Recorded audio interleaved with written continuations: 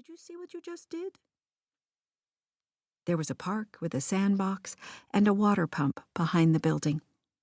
We could get there by means of a little path that led between our building and the identical one next to it.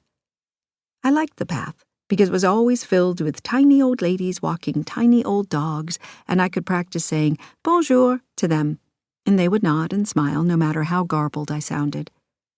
Sometimes speaking French was like having your mouth filled with rocks and expecting your tongue to just leap, flying over all the dips and drops and cracks in the words, in the sounds of them. Our first Saturday in the apartment, Em and I had made a great show of buying real Swiss-made toys to use at the park. E had chosen each toy with that grave attention particular to 4-year-olds, an adjustable hand rake, a trowel, and a miniature hoe. The tools were made out of wood and metal, painted red, and on each handle a tiny Swiss flag had been drawn by hand. B, being only a baby, didn't need a toy, of course, but we bought him a wooden cow to set by his crib, to watch him sleep, with its peaceful, hand-painted eyes. They were expensive, the tools, the cow, but Em laughed away the price at the register. We were going to live like real Swiss people. Toys would be handmade, expensive, beautiful, sparse, and practical. For the tools, we also bought the matching red leather carry bag. We kept them by the door, and I loved holding them as much as E did. The soft weight of the perfectly turned wood felt pure and promising against my skin, as if in Switzerland the trees grew without splinters and took the shape of handles easily, without even needing to be cut. Everything was right and natural and clean. Everything fell into line and stayed there. Em and me, we did our best to fall in with everyone else, into the place that was natural for us.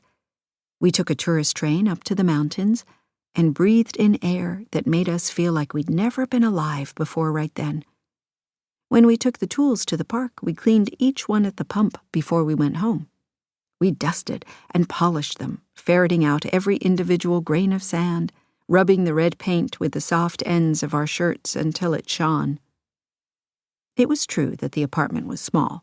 On that point, too, Mother was right, and there was no denying it. But, I told E, small is wonderful. When we are packed up tight inside it, I told her, the apartment is small like a treasure chest, and that means we turn into gems when we step inside. What are you today? I'd ask her, when we squeezed through the front door with our shopping, and she would always say, a diamond, and I would pick something different every time so she would learn the names of the different stones. Emeralds are green, sapphires are blue, rubies are red, and I love you. See? We could make anything wonderful, anything fun. A lady from the relocation agency provided by Em's new office had shown us the apartment on a tour of possible living spaces. Pick one, the memo from Em's office had read, and so we did. All we had to do was put our finger on the one we wanted. The lady had been sent to us by the agency because of her excellent English. Oh my God, she said, whenever we walked into a new room in one of the apartments on our tour. She liked also to raise a hand to her mouth. I liked the way her heels clicked on the parquet floors when she walked into a room ahead of us, and the way she said, "This way," and "Oh my God," as if she were still speaking French.